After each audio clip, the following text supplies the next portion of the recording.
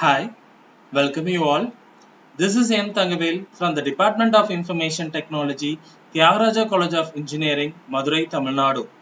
This video has been created as a part of International FDP on Environment and Sustainability.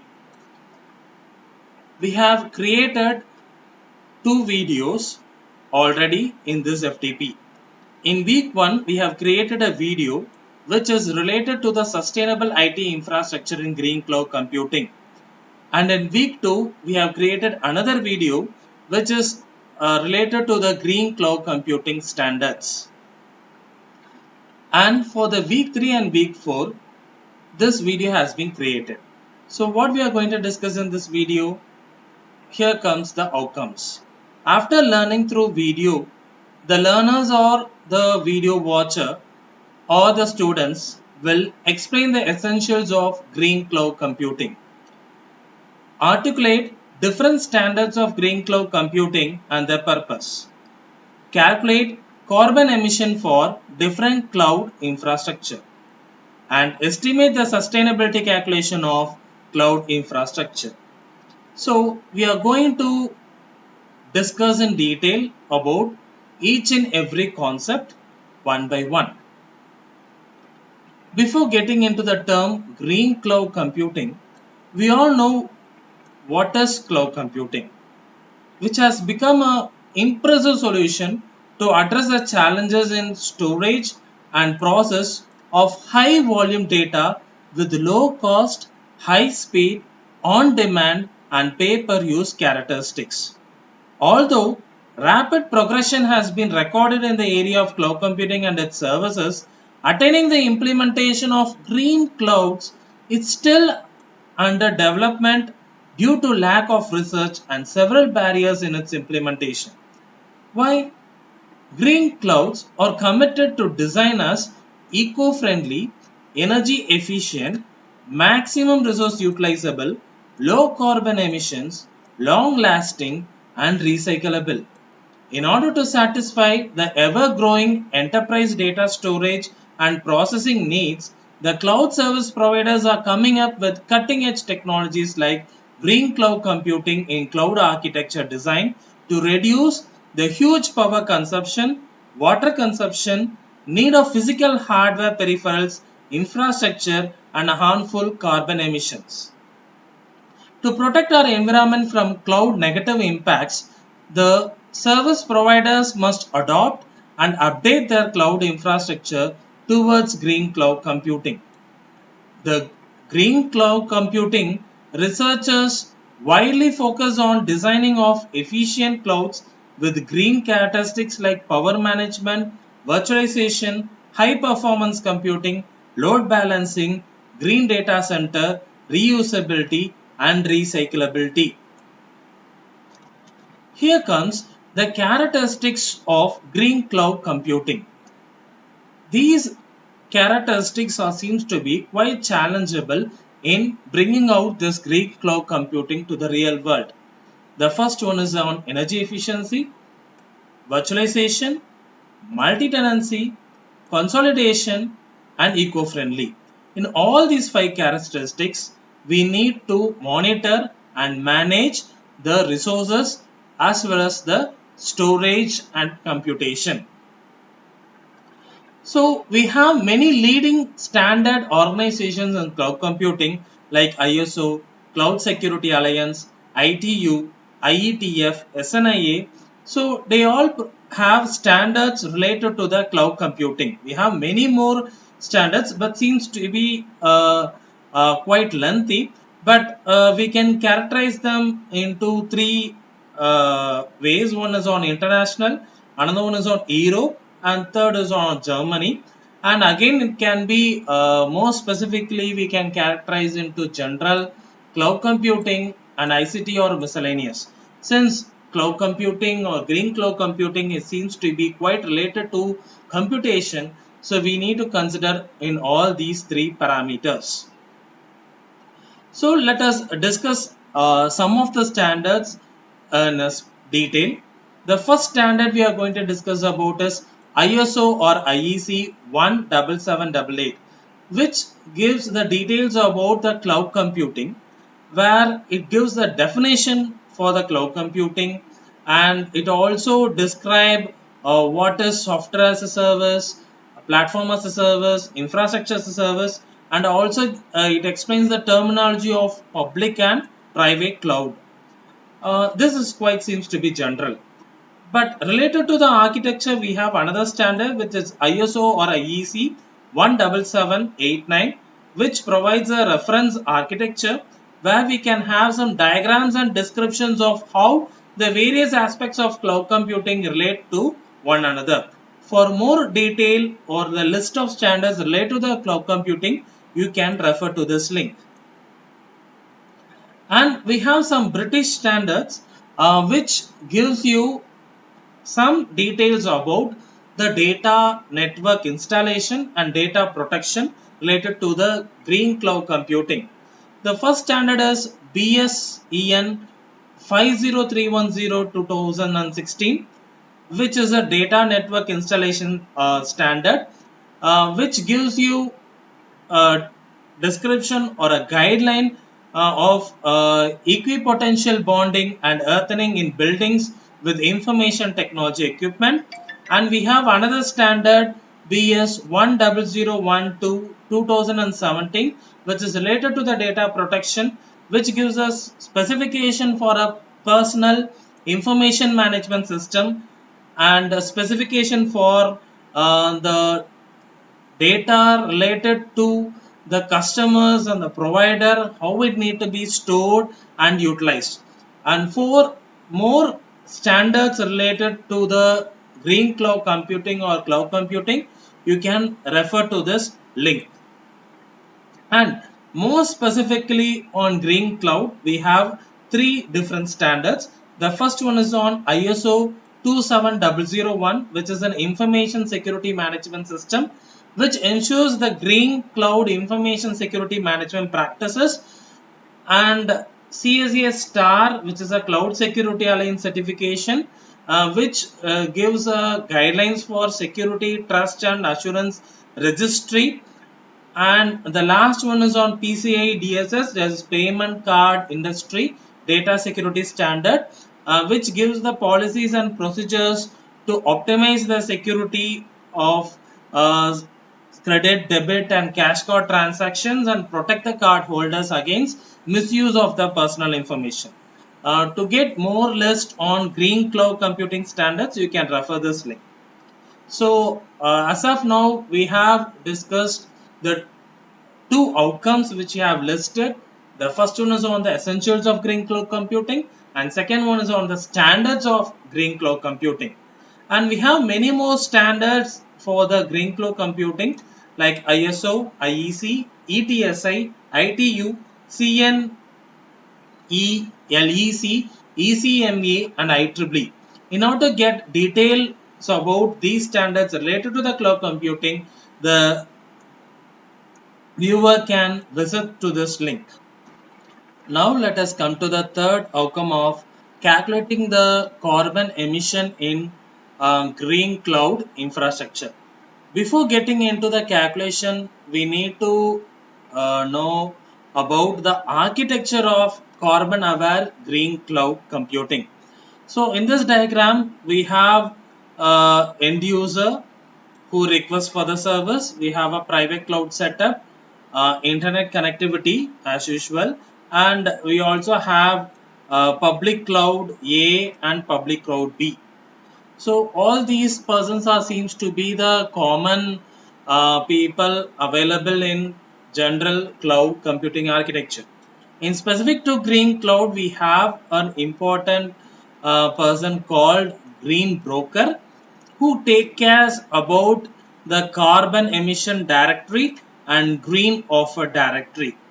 So additional to the cloud service request and response, allocation of resources, job execution, data storage, the hardware that is going to be participated in all these processes need to be monitored and managed. So which will be monitored and managed by the green broker, and it also manage the resources with respect to the carbon emission directory and green offer directory. So how would the green broker manage? So if you take the cloud services and specific to the public, we can categorize them into three ways. One is on software as a service, another one is on platform as a service, and third one is on infrastructure as a service. So in a software as a service, we have user application, and in platform as a service, we have user and infrastructure level platform, and in infrastructure as a service, we will be having the infrastructure. In each type of the services, we need to take care about some of the infrastructure related to the green cloud computing. So in case of software as a service, power capping and green software services need to be monitored. And in case of platform as a service, green profiler, power capping, green pricing, green resource allocation need to be monitored. And in case of infrastructure service, energy and temperature sensors, demand prediction need to be monitored. So how it has been monitored? So all your policies, leasing, scheduling will be done with the brokering. Scheduling and monitoring will be done on private cloud as well as in the public cloud. So as I said already, we'll be having a directory which does the CO2 analysis services like cost calculation, CO2 emission calculation, and green information system. And related to the performance, we have quality of service, application profiling, and cloud offers. But related to the green cloud computing, this CO2 analysis services is going to be a major part for the green broker. So how to do a carbon emission calculation in green cloud computing? The carbon footprint of a user request depends on the types of a cloud service it requires. So what is the type of the cloud service? It can be a software as a service, platform as a service, or infrastructure as a service. And is computed as a sum of CO2 emission due to the data transfer and service execution at data center. Software as a service and platform as a services request use CO2 emission per second to reflect long-term usage, while infrastructure as a service requests CO2 emission as data transfer is mostly once. So software as a service and platform as a service request CO2 emission per second has been calculated. So this is the actual formula. So where we'll be calculating the CO2 emission per second. So we have some of the parameters here, where the first parameter is RDT CO2 is the CO2 emission rate per joule of energy spent from the user machine to the data center. And the EDT is nothing but per bit energy consumption of the data transfer. So these two values will be considered and it will be performed multiplication, and this result will be multiplied with ADT. What is the ADT? ADT is the data bits transferred per second. So this product value on the one part. The another part is on RCO2, DCIE and ESERV.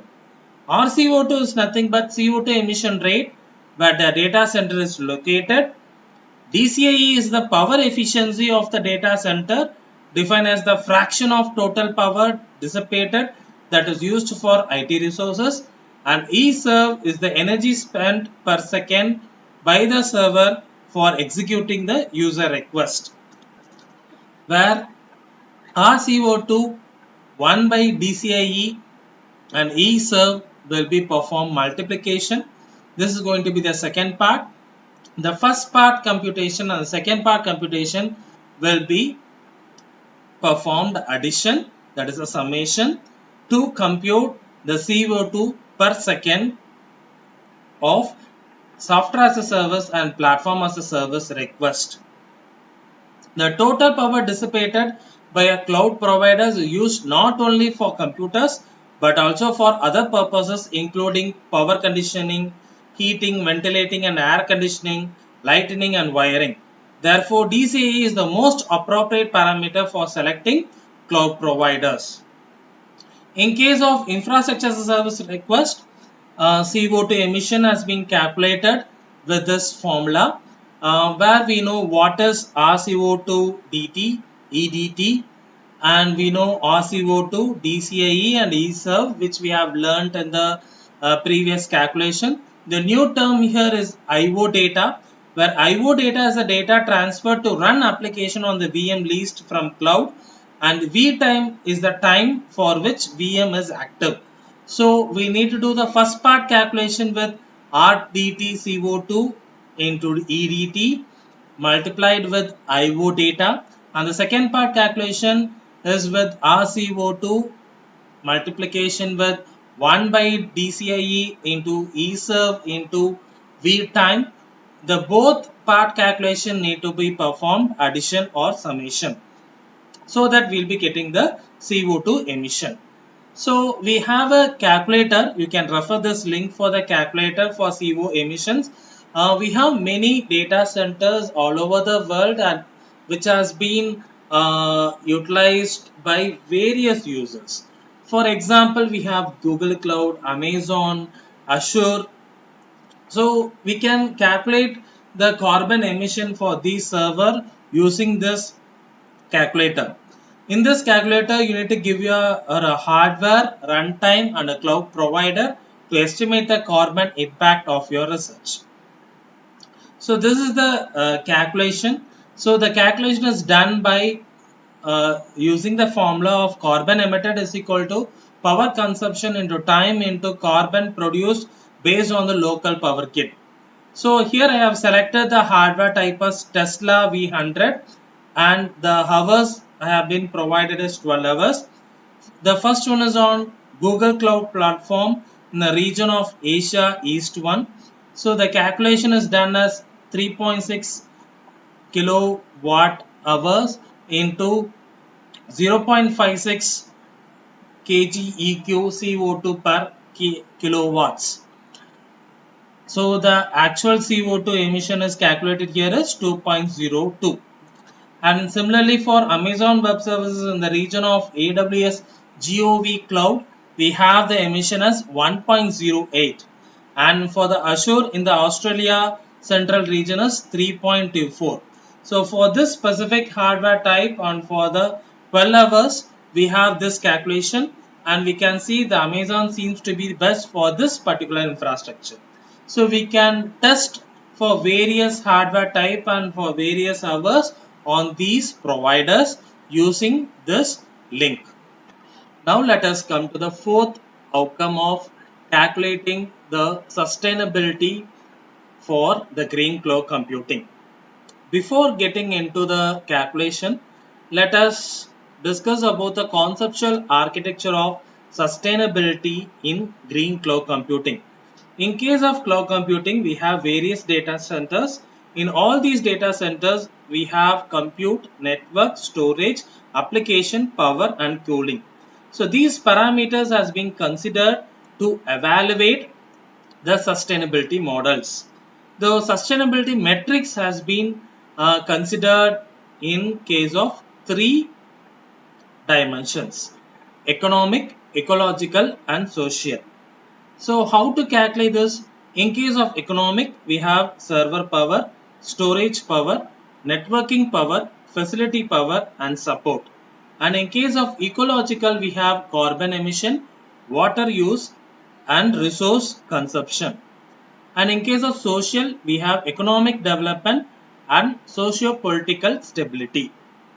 In order to calculate all these parameters, we have a specific sub-parameters which has been given here as an equation. First, let us discuss in the case of economic model. In the economic model, we estimate the cost from computing, storage, networking equipment, facility and IT support as well as energy efficiency. Server, networking and storage equipment power usage is obtained from monitoring data or estimated using power models based on resource usage. How to calculate the server power? So this is the equation to calculate the server power. So we have P server is equal to P idle plus P busy minus P idle into 2U minus U to the power R, where U is the average CPU utilization. P busy and P idle is nothing but the power consumed by the server at idle and their fully utilization stage. And R is a calibration parameter. So using this equation, we can calculate the server power. And in case of networking power, we have the equation of P switch is equal to P chassis plus summation of cards with respect to the P card plus summation of rates with respect to the end ports rate into power of port rate, where P chassis is the power consumed by the switch chassis. P card is the power consumed by the single line card. The variable cards is the summation is the set of line cards in the switch. The variable rates is the next summation is the set of rate settings for the ports. N ports underscore rate is the number of ports set at the rate, and power port underscore rate is the power of the individual port at the rate. So using this equation, we can calculate the networking power. And in case of storage power, the power consumed by the storage power systems is estimated based on the number of disk drives.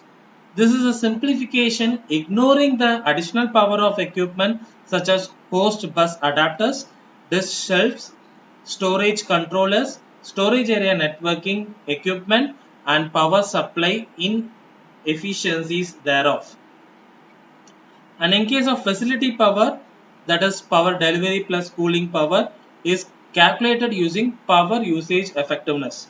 That is PUE is equal to IT power plus facility power divided by IT power. And IT support cost is consider the number of servers, homogeneity, redundancy, and the need for skilled labor in estimating the frequency and cost of incident servers. And in case of ecological model, the ecological model includes carbon emission, water use, and resource consumption. And in case of social model, we consider two parameters qualitatively. We consider the potential for economical development and use the overall GDP as well as GDP per capita to represent this opportunity.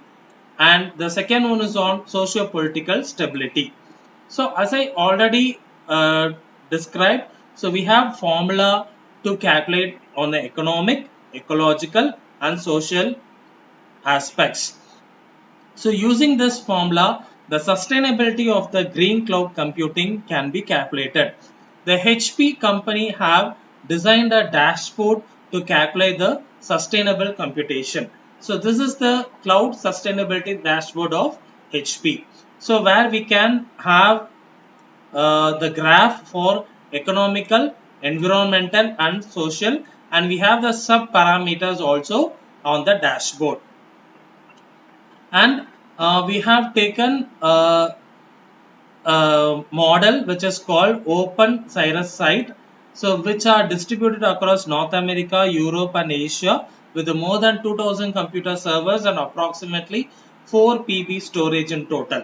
So this scenario has been considered to calculate the sustainability computation. So for more detail, you can refer this link. So this is the actual calculation with respect to economical, ecological, and social perspective. So by considering the parameters and the formula, the calculation has been performed. So if it is green, it seems to be safe. If it is red, we need to consider a lot, and if it is yellow, is quite stable. So we have 9 different sites. For all the 9 different sites, so we have done calculation on economical, ecological, and social perspective.